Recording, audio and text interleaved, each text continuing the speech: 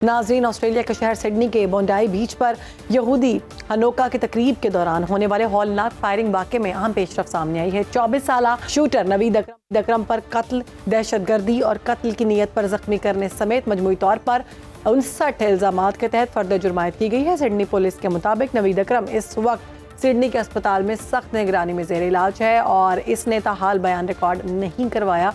बयान रिकॉर्ड करवाने से इनकार कर दिया है। तहकीकात जारी हैं और मज़ीद तहकीकात सामने आ गई हैं। आपको बताएं कि हमला आवर जो था 50 साला साजिद अकरम भारत था और इसका ताल्लुक भारत के शहर हैदराबाद से बताया जा रहा है और अब तो पासपोर्ट्स भी मंजर आम पर आ चुके हैं। इसी पर बात करेंगे। हमारे गेस्ट हमें ज्वाइन कर चुके हैं। Air marshal retired Arshad Malik साहब, दिफाई तज्जियाकार हमारे साथ होंगे। बहुत शुक्रिया अरशद मलिक साहब प्रोग्राम में वक्त देने के लिए। हमने देखा कि अभी सिडनी वाक़या हुआ और फ़ौरन ही भारतीय मीडिया की जानिब से गोदी मीडिया जो है पाकिस्तान के ख़िलाफ़ बोलना शुरू कर दिया और कहा ये पाकिस्तानी शहरी है, जबकि जो हक़ाइक़ है वो सामने आ चुके हैं। पासपोर्ट भी सामने आ चुके हैं। हमलावर जो है वो भारतीय शहरी था और 2022 में 10 साल के लिए उसको भारतीय पासपोर्ट जो है वो जारी किया गया था। भारतीय मीडिया और भारत ये जानता था कि हमलावर जो है वो भारत से ताल्लुक़ रखता है, जबकि उसके बावजूद जानबूझकर पाकिस्तान को मोरद इल्ज़ाम ठहराया गया। भारत अपनी सरदर्मी पर बरकरार है। कब तक ऐसा करता रहेगा? कौन से इक़दाम करने की ज़रूरत है? क्या कहेंगे? बहुत शुक्रिया मुझे प्रोग्राम में लेने के। बाप हिंदुस्तानी और उमरानी शहरियत जो है बेटे की भी, वो ऑस्ट्रेलियन है। लेकिन जो सबसे दिलचस्प बात है कि उसकी वालदा साहिबा जो थी वो इटली से ताल्लुक़ रखती थी और उसकी सारी परवरिश जो है वो ऑस्ट्रेलिया में हुई। तो इटली के ऊपर ज़रा इंतज़ार करेंगे, शायद हिंदुस्तान को बॉलीवुड की एक और मूवी बना दे। असल बात यह है कि झूठ की स्पीड होती है तेज, झूठ का बयानिया बिकता है और जो सच होता है वो आहिस्ता और मुस्तकिल रवि के साथ थोड़ी देर के बाद सामने आता है। लेकिन अज़ाइम और जो जारहाना अज़ाइम हिंदुस्तान के हैं वो अब किसी से मख्फी नहीं है। वो बैनुल अक़वामी तौर पे जिस कदर बेशर्मी और ढिठाई के साथ बॉलीवुड स्टाइल में वो पहले एक फिल्म बनाता है, फिर डांस ढूंढता है, फिर एक अच्छी सी अदाकारा ढूंढता है और फिर मीडिया पे आके अदाकारी शुरू कर देते हैं। सबूत की बारी नहीं आती।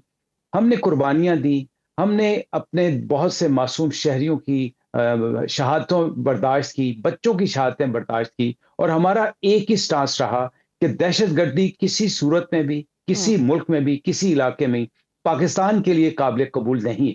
और दूसरा, हम कहते हैं कि हम इसकी बिला तामुल तरदीद करते हैं, लेकिन हम ये भी चाहते हैं कि इसकी हर सतह पे इंक्वायरी हो ताकि शफाफियत सामने आए।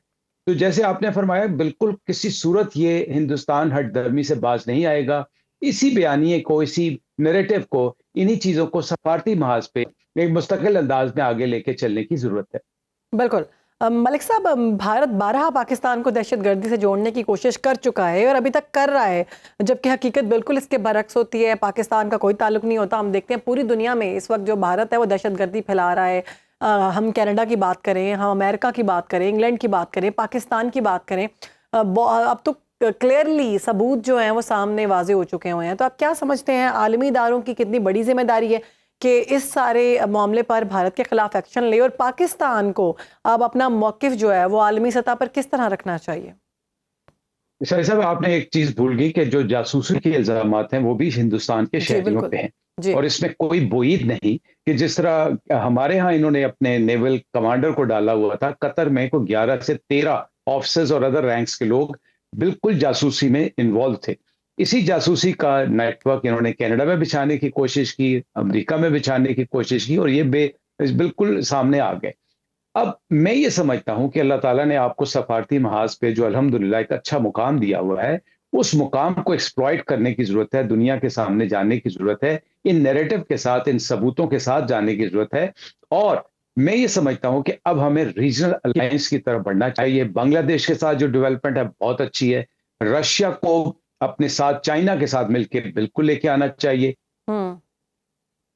और ये हकीकतें उनके सामने लानी चाहिए कि अगर आप इस खित्ते में अमन चाहते हैं, इस खित्ते के 2 अरब से ज्यादा लोग हैं, हम सारे जितने भी साउथ ईस्ट एशिया के लोग हैं, उनका अगर मुस्तकबिल सिक्योर करना है, अगर अमन खुशहाली लानी है, तो हिंदुस्तान को पकड़ना पड़ेगा, हिंदुस्तान की तनाबें खींचनी पड़ेंगी और उसका वाज़ेह बयानिया उसके सामने आना पड़ेगा। ये it is no more a secular state, it is no more a secular बयानिया जो कि हिंदुस्तान से उठ रहा है। ये तशद्दुद और नफरत ही का बयानिया है जो कि हमें दुनिया को एक्सपोज करना चाहिए। बिल्कुल। और अभी भारत का जो बयानिया है और भारत का जो असल चेहरा है वो तो सारी दुनिया ने देख लिया।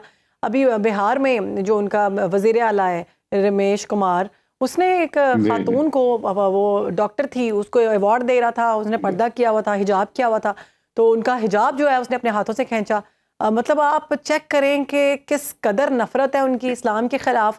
अगर मैं उनकी ज़बान में बात करूं और उन्हीं की तरह बात करूं, अगर इनकी खातून के साड़ी का पल्लू खींचा जाए तो इनको कितनी तकलीफ होगी। और अगर एक मुसलमान खातून का अगर आप उसका वेल और आप उसकी चादर जो खींच रहे हैं वो कितना बड़ा नुकसान है खित्ते के लिए और वहाँ के मुसलमानों के लिए, जो वहाँ पर समझते हैं कि ये उनका मुल्क है।